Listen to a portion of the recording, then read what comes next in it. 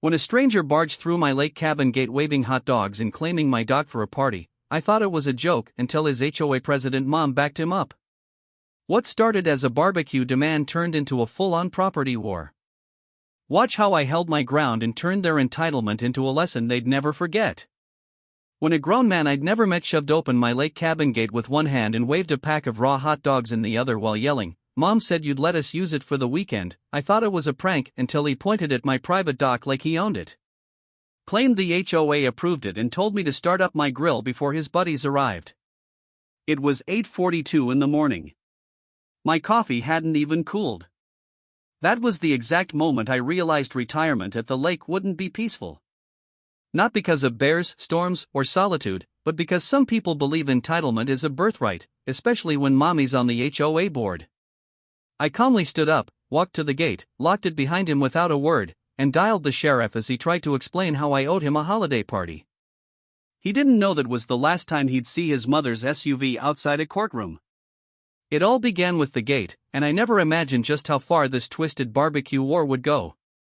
I had bought the cabin outright 3 months earlier, a quiet A-frame tucked into a thick line of pine and birch, isolated enough that even cell signals bent around it like ghosts avoiding confrontation.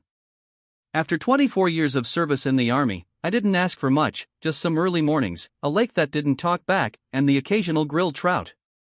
I had chosen this place precisely because it was outside the HOA's ridiculous perimeter, a fact clearly marked on my deed and confirmed by every dusty file in the county records office. So when a 6-foot-tall man-child wearing board shorts, flip-flops, and a backwards visor shouted that he had first dibs on my deck because his mother, Karen Caldwell, HOA enforcer extraordinaire, said it was community shared space, I thought it had to be some strange misunderstanding, but he wasn't joking. And worse, he kept calling it our secondary Lakeside spot, like I had rented a room inside a hotel he owned. He stepped further in, looked around like he was scouting a venue, and asked where the speakers were. "We brought a playlist," he said. I didn't say anything. I just reached over and latched the iron gate quietly behind him. The lock clicked sharp and final. He spun around like I'd insulted him, his red Solo cup trembling with either caffeine or confusion. "Hey, you can't do that," he stuttered. I asked him his name. He looked annoyed. "Trent," he said, "Karen's son. You probably know her." "Everyone knows her." I responded that I didn't. He seemed stunned. "She's the president of the HOA. That means like she technically manages this part of the lake, too." I told him he was standing on private property. He scoffed, pointing at my gravel drive. "That's community easement," he muttered, repeating what was probably dinner table HOA propaganda. I told him to leave. He refused. Said his mom would be there in 10 minutes to sort things out. I said good, then took out my phone and called the sheriff. Trent laughed until he realized I wasn't bluffing. True to prediction, Karen arrived 9 minutes later in a gleaming pearl white SUV that cost more than my cabin. She rolled up in a cloud of entitlement and overbearing perfume, honking once, then stepping out with her phone already recording. "You're making a huge mistake," she said before even introducing herself. I waved politely, told her I was the owner of the property. "Not for long," she snapped. "You've violated several community codes by installing a gate, placing private signs, and restricting lake access."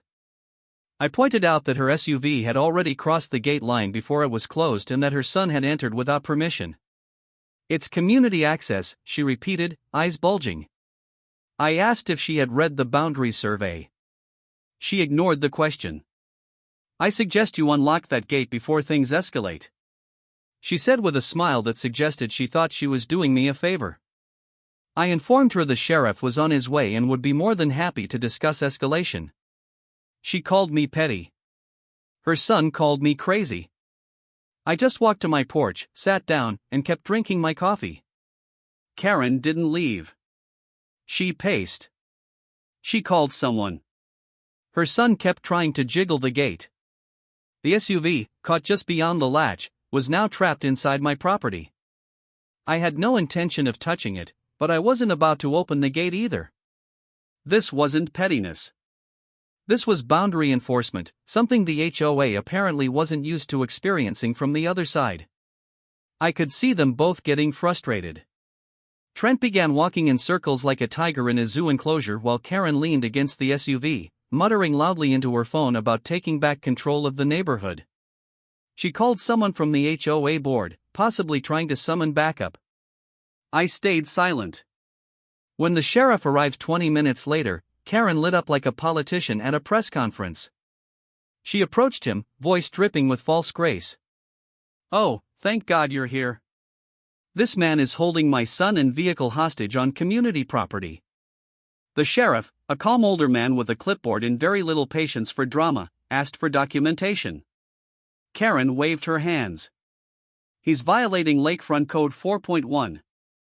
This is shared public access." The sheriff turned to me. I handed him the deed, a map, and the original 1995 letter from the developer exempting my lot from the HOA. He read through it, eyes narrowing. Then he looked at Karen. "Ma'am, this isn't HOA land. He's within his rights to lock the gate." Karen blinked. "No," she said slowly as if the sheriff had made a spelling mistake. "That can't be." Her son stepped forward. "Dude, we have hot dogs in the cooler." The sheriff ignored him. Karen switched tactic. "He's harassing us. He threatened my son." The sheriff raised an eyebrow at me. I shrugged. Didn't say a word. Just locked my gate on my own property.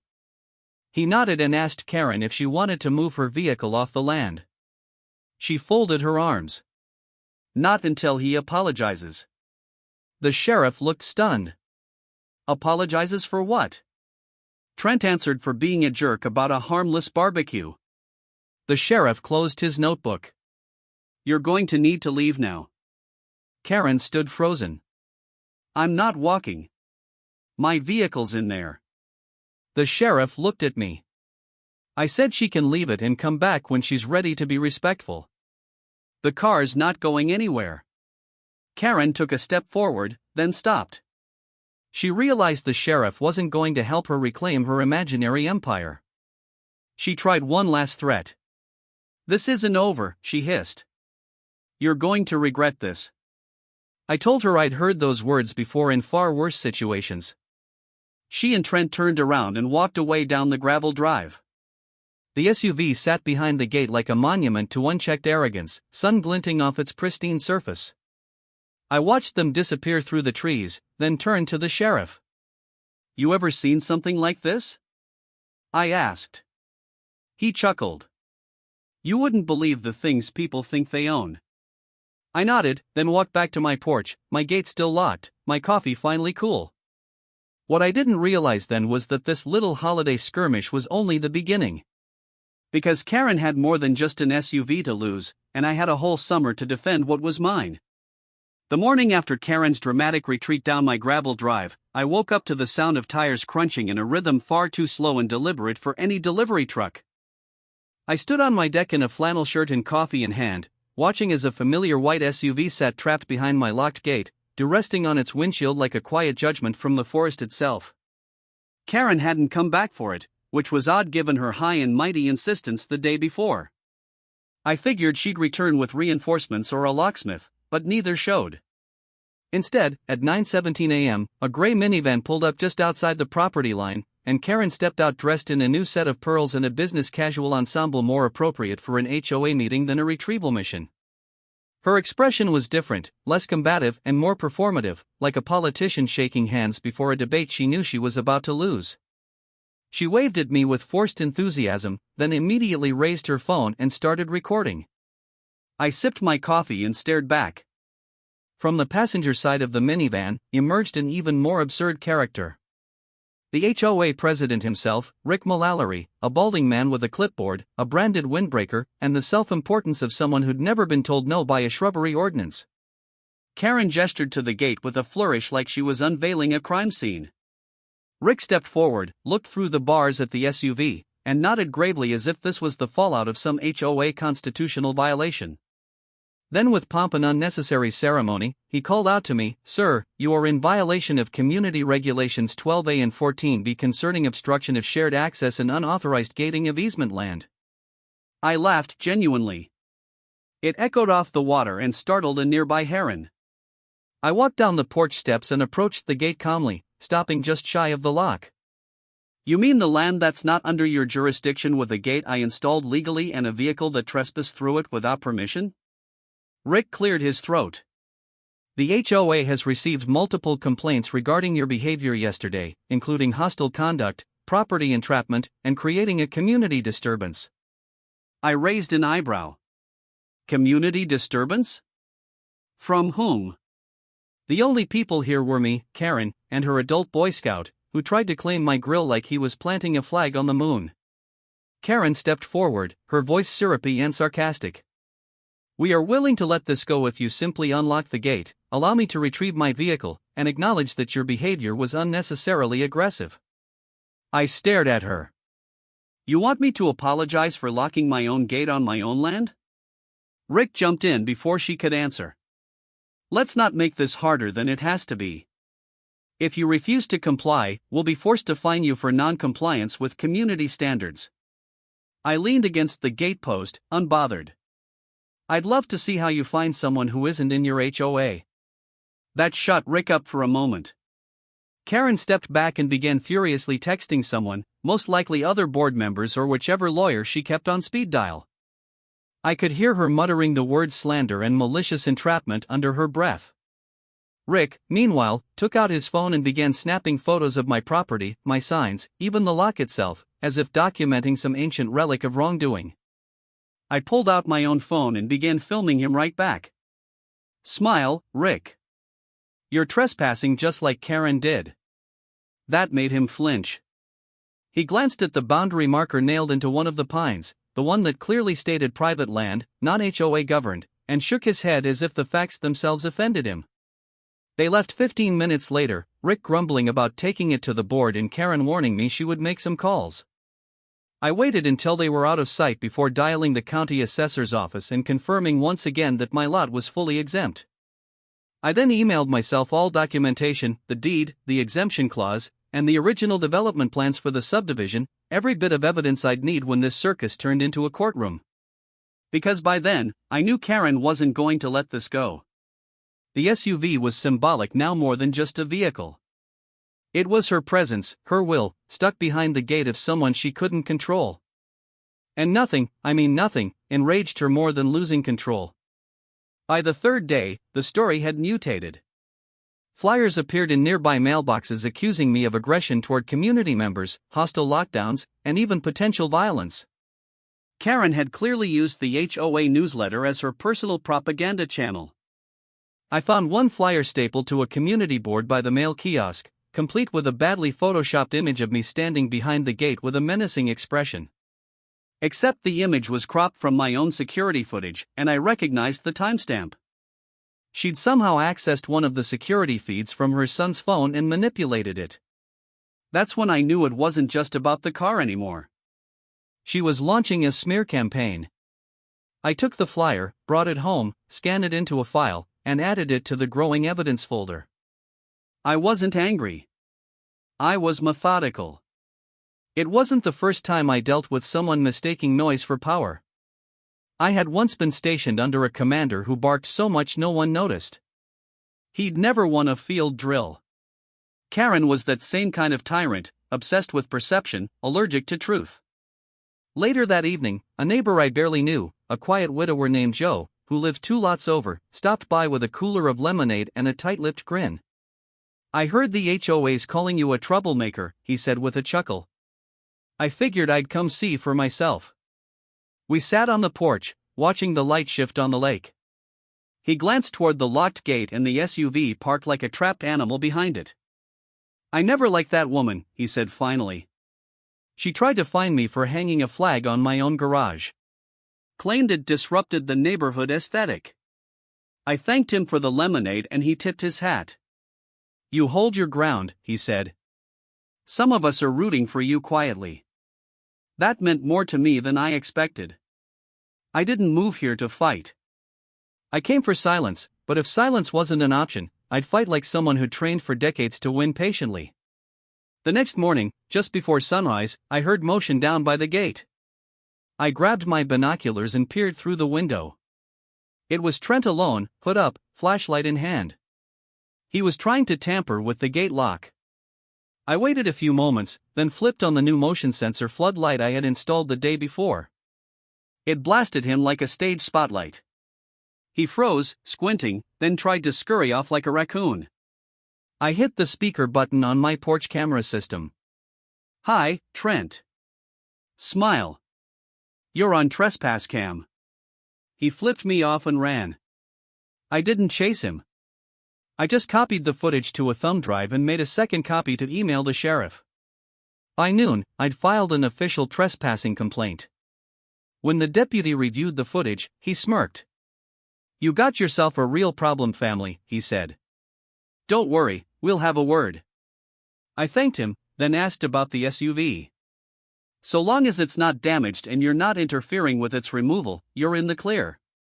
By the time the third weekend rolled around with Karen's SUV still sitting on my land like some decaying relic of suburban arrogance, the situation had taken on a strange new energy. The neighborhood had split like fault lines under a slow building quake. Half the residents quietly nodded at me when they passed my gate. The other half crossed the road entirely, as if proximity to me might get them subpoenaed by some invisible authority. I noticed things shifting. People who once waved now lowered their heads. Yet no one approached directly. No one challenged me. Not even Rick, the HOA president. And that silence told me more than words ever could. They were regrouping. Karen was too calculated, too image-obsessed to let a stalled SUV be the final word. This wasn't a defeat to her. It was an insult she intended to avenge with the full passive-aggressive machinery of the HOA. And sure enough, retaliation came, not with lawyers or locks, but with bureaucracy wearing a smug grin. One morning, I opened my mailbox to find a bright pink envelope stamped with the HOA insignia, a golden pine tree wrapped in a banner that read, "Unity Through Standard."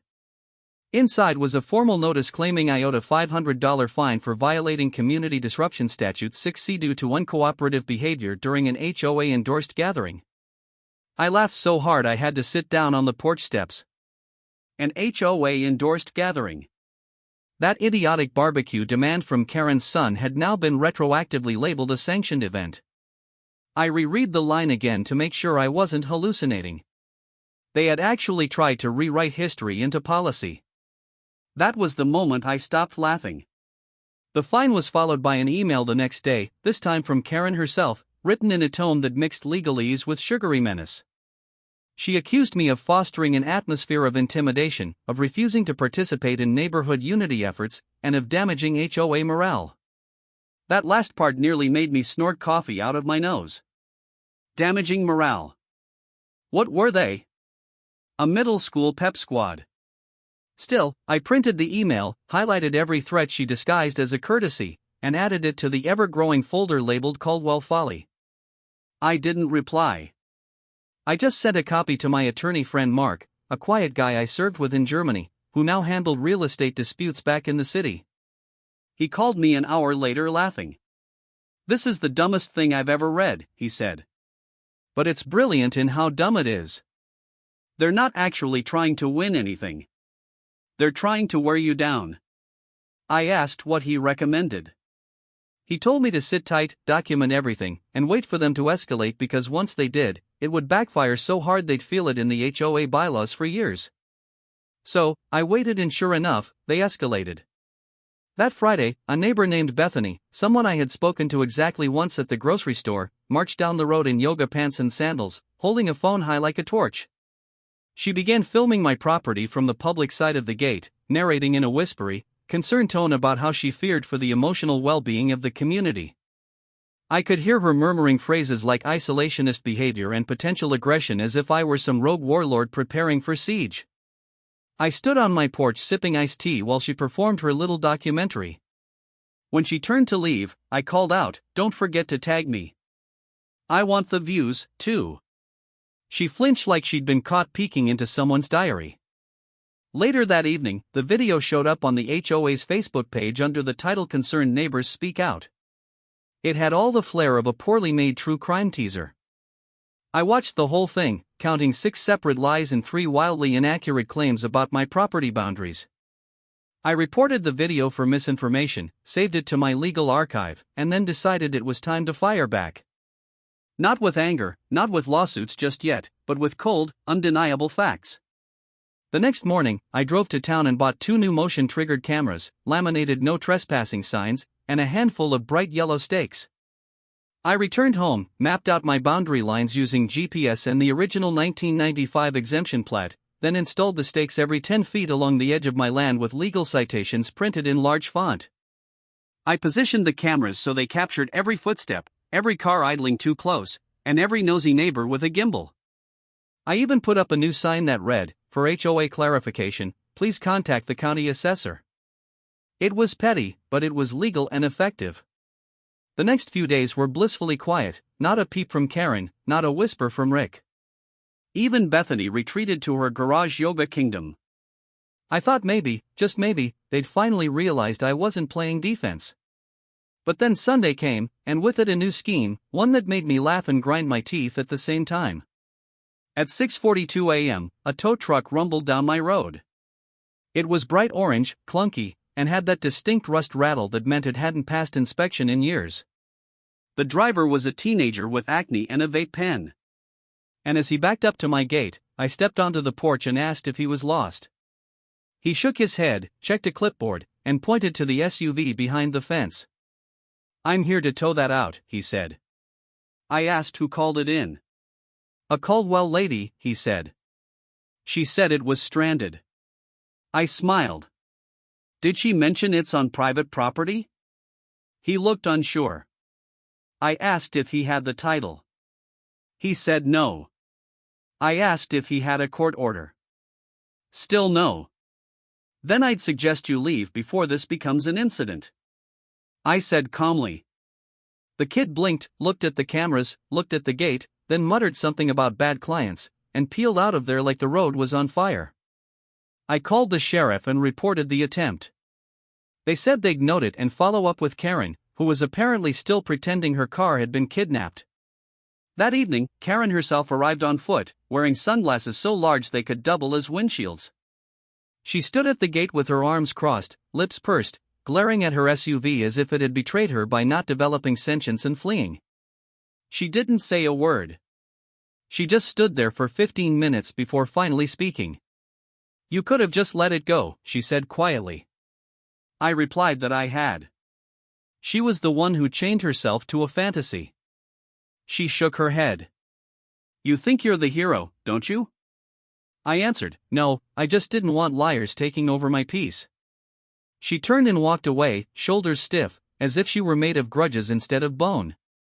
That night, I received an email from Mark. He had drafted a formal counter-complaint, libel, defamation, and HOA overreach, complete with attachments, and a notice of intended mediation. We were going on offense now. No more passive note. No more waiting. If Karen wanted a war of paperwork, I would bury her in footnotes and filings. But even as I planned my next move, something odd happened. I started noticing small signs that the community wasn't just watching. They were shifting. A teenage girl left cookies at my gate with a note that read, "Thank you for standing up." An older couple who never spoke to anyone stopped me on the trail and said, "We always thought she was dangerous. We just didn't have the words." It dawned on me then that this wasn't just my fight. Karen had ruled this community for years through manipulation, control, and a weaponized smile. It was just after dawn when I walked out to check the perimeter and saw the footprints in the dew-covered gravel near the gate, too small to be Trent's, too recent to have dried. My instincts kicked in faster than my caffeine did, and I scanned the area carefully, following the faint trail to the corner of the property where one of my new cameras had been tampered with. Not destroyed, just tilted upwards so it caught nothing but sky. That wasn't clumsy. It was deliberate. Someone had come in, poked around, maybe tried to find a weakness in my setup, and left just as quietly. The SUV, still trapped behind my locked gate, remained untouched except for a fresh smear of pollen on its side and a sticky leaf that clung to its windshield like a slow natural vandal.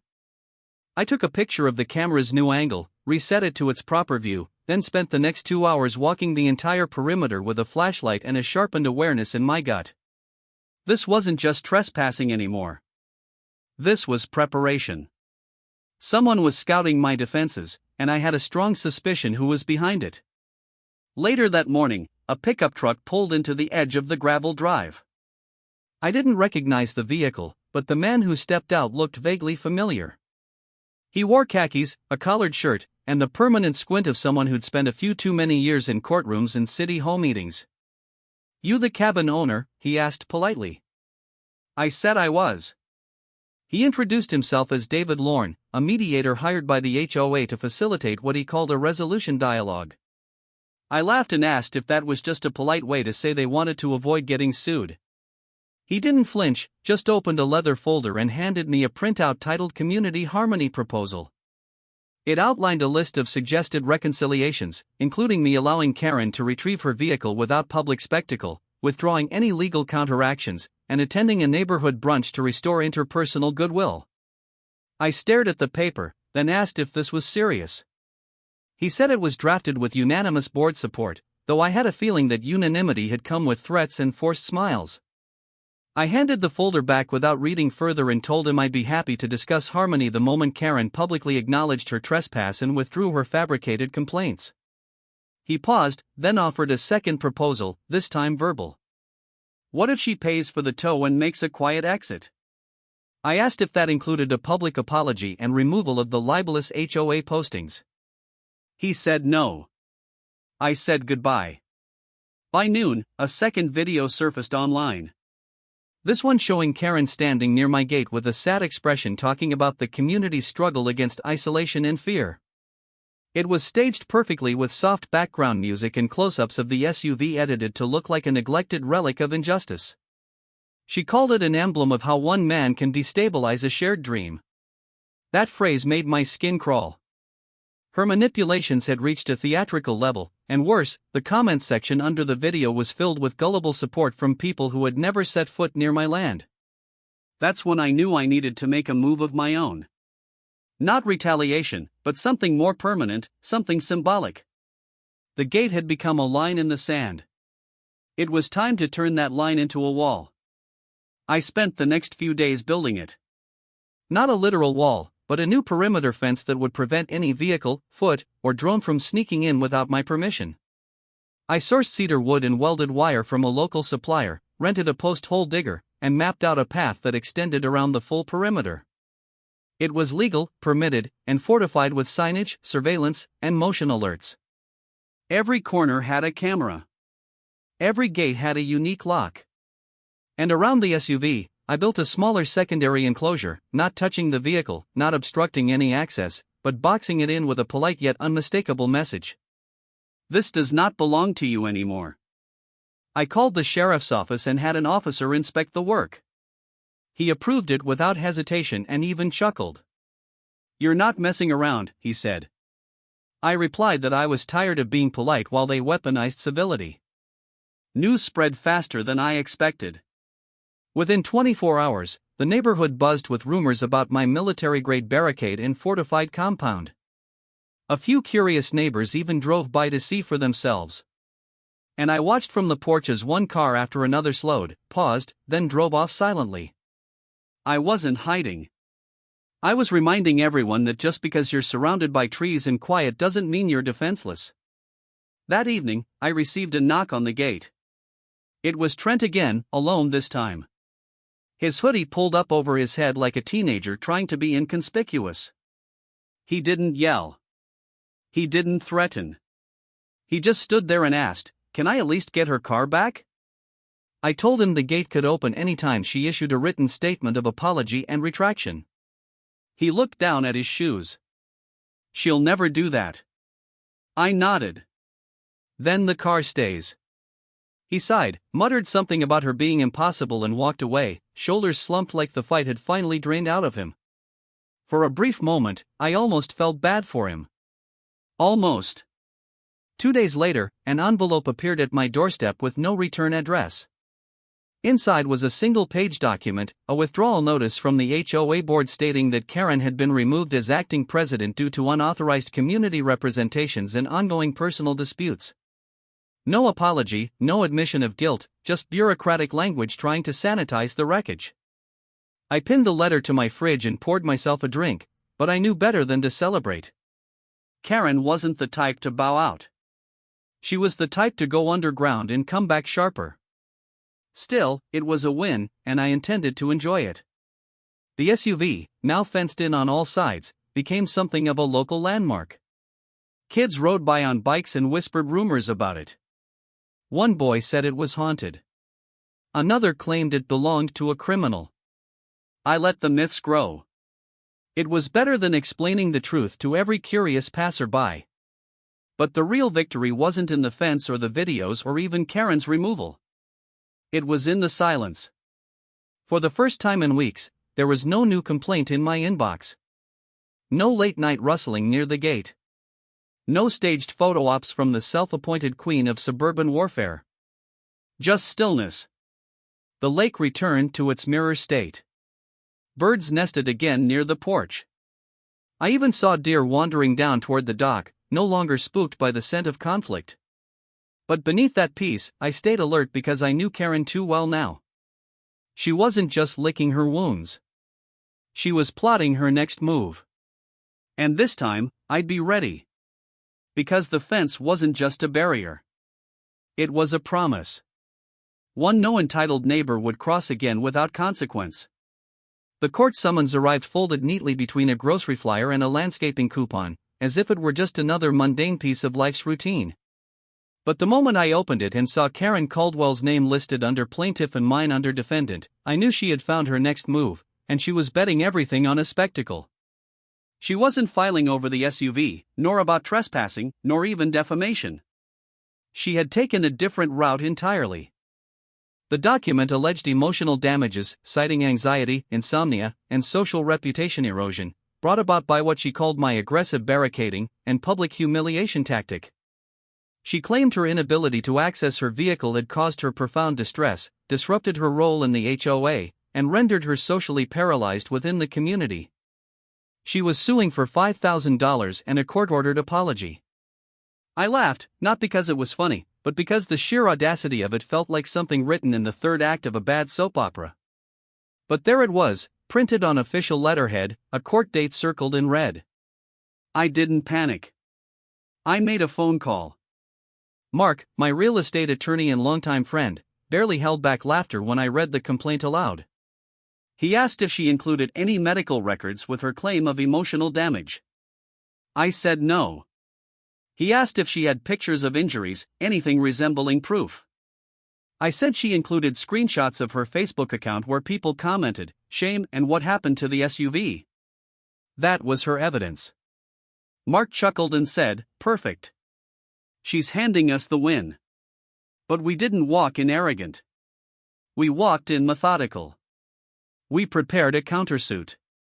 Harassment, libel, slander, and unlawful trespass with detailed attachments including maps, emails, security footage, copies of the fake HOA flyer, and a notarized letter from the sheriff verifying my property's exemption. It wasn't petty. It was factual, relentless, and composed with the same discipline I had learned in service. If Karen wanted a war on paper, I would wage it without raising my voice once. The courtroom wasn't grand or dramatic. It was a modest space with plastic seats, a bored bailiff, and fluorescent lights that made everything feel like a forgotten dentist's office. Karen arrived early, dressed in muted gray with her hair pinned tightly, holding a leather folder and flanked by her new attorney, a young man with too much cologne and not enough preparation. I entered with Mark, calm and unassuming, wearing jeans and a clean button-down, holding nothing but a black folder and a small flash drive. When the judge arrived, a no-nonsense woman in her 60s who looked like she had raised 3 sons and survived 2 divorces, I knew immediately Karen had miscalculated her audience. Karen's lawyer opened with a dramatic reading of the complaint, painting her as a victim of male hostility, property entrapment, and emotional persecution. He gestured toward the fence photos like they were images of war crimes, describing them as excessive, intimidating, and purposefully cruel. Karen dabbed at imaginary tears with a tissue, nodding solemnly as he spoke. When the judge asked for evidence of damages, the lawyer presented social media screenshots, printouts of HOA group comments, and a brief anecdote about Karen being uninvited from brunch. The judge asked flatly, "Is there medical documentation?" He said, "No police reports? No proof the defendant issued threats or violence?" Again, no. The judge turned to me. "Your response?" Mark stood and calmly introduced our counterclaim. He began by presenting the deed, clearly marking my property lines and the legal exemption from HOA governance. Then he displayed the photos of Trent entering the property uninvited, Karen's vehicle parked within the gate without permission, and the numerous signs she ignored. He played a brief clip of her son tampering with the lock and another of Karen yelling about how everyone knows this is shared land, while my gate sign clearly read private property. The judge watched silently. Then Mark passed over the flyers Karen distributed, the fabricated claims online, and an email she sent to another board member in which she admitted she was going to teach him a lesson. He saved the best for last. My security footage showing the SUV sitting untouched for weeks while Karen made no attempt to retrieve it, followed by her staged video near the gate where she dramatically recited her suffering like it was performance art. When he finished, the room was quiet. The judge looked at Karen, then at her attorney. "Anything further?" she asked. The lawyer shifted uncomfortably. Karen stood up suddenly and addressed the court directly. "I only wanted peace. I was defending the community. He built a wall to lock me out. That's not what neighbors do." The judge held up a finger. "You parked on his property, correct?" Karen hesitated, then said, "I didn't know it was private. I was misinformed." The judge raised an eyebrow. "So, you admit to being on land you did not own without permission and then left a vehicle there which you later refused to retrieve unless certain conditions were met?" Karen looked deflated. "I was trying to resolve things." The judge turned back to her lawyer. "If your client wishes to withdraw her suit, I'll allow it without penalty. If not, I'm inclined to dismiss it with prejudice and award damages to the defendant." There was a whisper between Karen and her lawyer. They conferred, visibly tense. Then reluctantly the lawyer announced, "We withdraw." But the judge wasn't done. She turned to Mark and me. "You filed a counterclaim. Do you wish to proceed?" Mark glanced at me. I nodded. "We did." And so we did. In under 20 minutes, the judge reviewed our complaint, cross-referenced evidence already provided, and ruled in my favor. Karen was ordered to issue a formal written apology, retract her online statements, pay court costs, and deliver financial restitution for the libelous damage done to my reputation. It wasn't a fortune, just enough to sting, but the symbolism mattered more. The SUV still sat behind my fence, but Karen had lost more than a vehicle. She'd lost her illusion of control. Outside the courthouse, reporters weren't waiting, and no one clapped. It was just real life again. Cars passing, pigeons scattering, people checking their phones. Karen walked past me without a word, her shoulders tight, her lawyer trailing behind her like a man who knew he'd never be hired twice. I stood on the steps for a moment watching them go. Then I pulled out my phone and sent Mark a transfer, his full fee plus a thank you. He nodded once, got in his car, and left. That night, I didn't celebrate. I didn't post online or send out triumphant messages. I went home, grilled a steak, sat on my porch, and watched the wind move across the lake like it had before all of this started. Somewhere in the darkness beyond the pines, a barred owl called out low and steady. I closed my eyes and breathed deep. For the first time in weeks, the silence was intense. It was earned. The weeks after the court ruling passed slowly and without drama, which in my experience meant that something was about to stir again beneath the calm surface, like an alligator gliding under still water, patient but hungry. Karen had gone quiet, unnervingly so. Her online rants vanished. Her car remained fenced in like a monument to stubborn defeat, and none of her usual HOA lieutenants had made contact, not even the clipboard-wielding Rick or the ever-judging Bethany. The silence itself felt staged, like a curtain lowered after a botched performance, and the crowd unsure whether to applaud or demand a refund. I didn't trust it.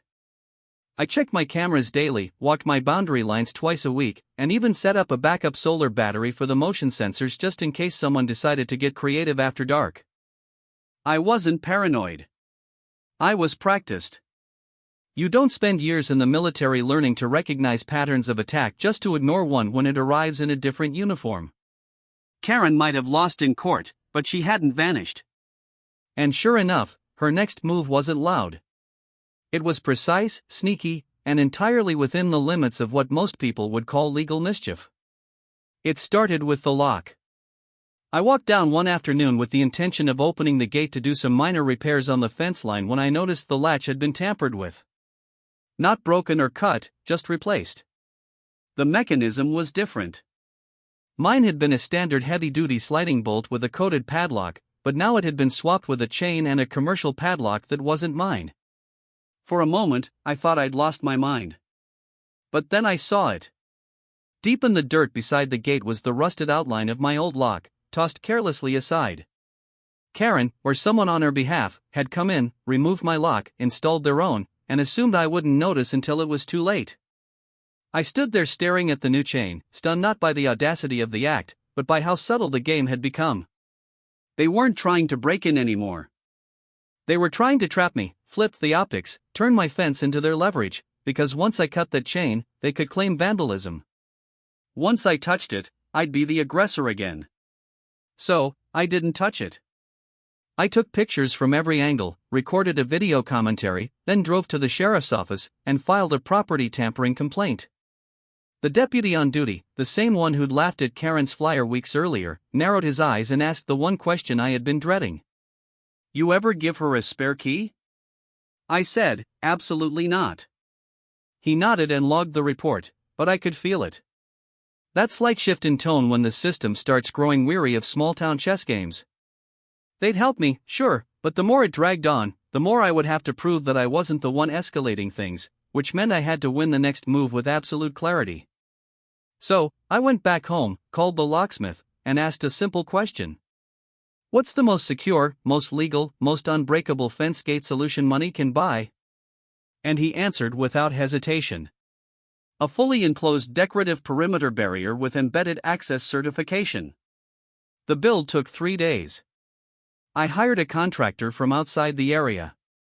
Someone who had no connection to the HOA, no ties to Karen or the neighbors, just a quiet work ethic and an appreciation for clear instructions. Together, we constructed a new fence section that extended out on both sides of the gate, forming a decorative horseshoe-shaped alcove that fully enclosed the SUV within its own fenced boundary. It didn't touch the vehicle. It didn't restrict visibility. It simply turned the car into a display, a centerpiece surrounded by clean wooden slats and certified boundary markers. I even installed a weatherproof QR code plaque at the corner which when scanned led directly to the public county records page confirming my land rights and exemption status. It was art. It was law. It was absolute. When it was done, I stood at the edge of the gravel and took it all in. The sunlight casting sharp shadows through the cedar lattice. The SUV sitting quietly inside like a surrendered pawn. The wind gently rustling the fresh wood. Then I called the sheriff's office and requested another site inspection.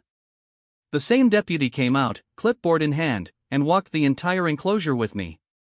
He checked the dimensions, verified the property line, and nodded with visible satisfaction. "You didn't trap it," he said. "You encased it."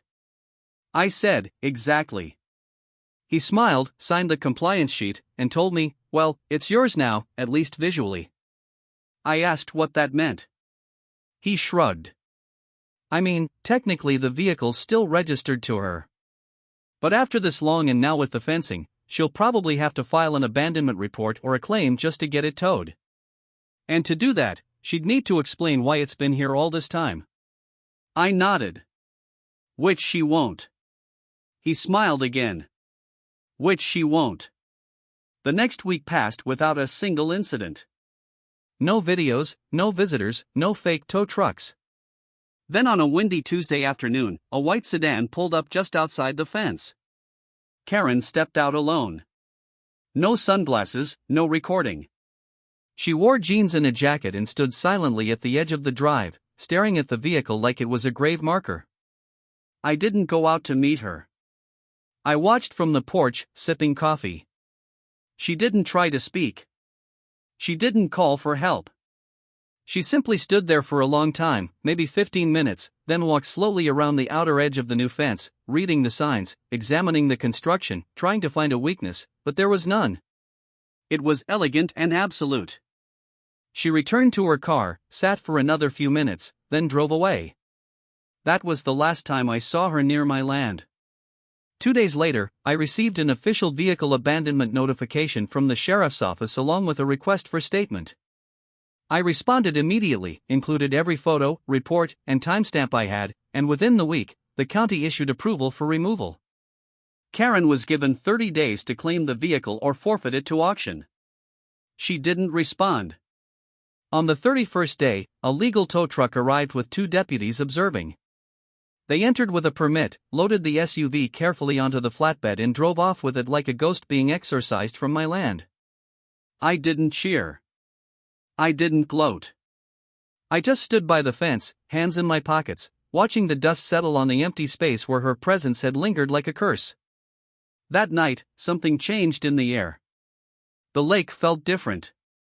The silence was no longer cautious, but full, like it had expanded now that the noise had been removed. The deer returned. The birds nested again without disturbance. I grilled some fish, cracked open a bottle of cider, and for the first time since I moved in, I didn't feel like a man preparing for war. I felt like a man who had defended peace and won. The fence stood tall behind me, not as a wall, but as a monument, a reminder that sometimes boundaries aren't just property lines. They're declarations. Summer faded into early fall, and for the first time in months, the cabin began to feel like the place I had envisioned the day I signed the deed. The porch creaked only when I walked across it, not when HOA foot soldiers wandered too close. The trees rustled in the breeze without the sound of distant gate handle rattling or entitled voices declaring what should and should not belong to me. The lake was glass again, undisturbed by drama or trespassing paddleboards. Peace, the real kind, had returned. I spent my days fishing, reading, working on minor repairs, and restoring a small dock bench that had needed sanding since spring. I grilled without keeping one eye on the driveway. I slept with the windows open. I took long walks around the property without carrying a phone or a folder of legal documents. The SUV was gone. The court had ruled. Karen had vanished. There was nothing left to guard against. Or so I thought. The thing about people like Karen is that they don't process endings the way normal folks do. Most people understand loss, consequences, the point at which you step back and try to learn something. But Karen operated on a different frequency, one where shame became strategy and losing a battle just meant shifting the terrain. I should have known that the SUV being towed wasn't the closing chapter. It was just the quiet before a different kind of storm. It began innocently enough. A realtor sign appeared down the road near the curve that marked the HOA's southern boundary. Maybe a 100 feet from my property's edge, just far enough to remain outside my line, but close enough to share the air. The sign wasn't unusual. Land parcels shifted hands all the time around here. What caught my eye wasn't the property itself. It was the name printed across the wooden post. Caldwell and Lakefront Realty. My stomach sank, not because I was afraid, but because I finally understood. She hadn't surrendered. She had repositioned. A week later, the sign updated with a bright red sticker. Sold. And 2 days after that, a white truck pulled into the lot just before sunrise and unloaded construction markers, flags, and temporary fencing posts. I watched from a distance, binoculars in hand, as the site was surveyed. A small flat corner near the lake's bend was cleared, and by week's end, there was a portable office trailer sitting neatly on what used to be an overgrown stretch of shoreline. Karen hadn't just bought land. She had bought it next to mine, not adjacent, technically, not violating property lines or attempting another incursion. She had simply chosen proximity. It was the kind of move that wasn't illegal, but unmistakably deliberate. She wasn't inside my fence anymore. She had just placed herself close enough to peer over it. I didn't confront her. I didn't need to.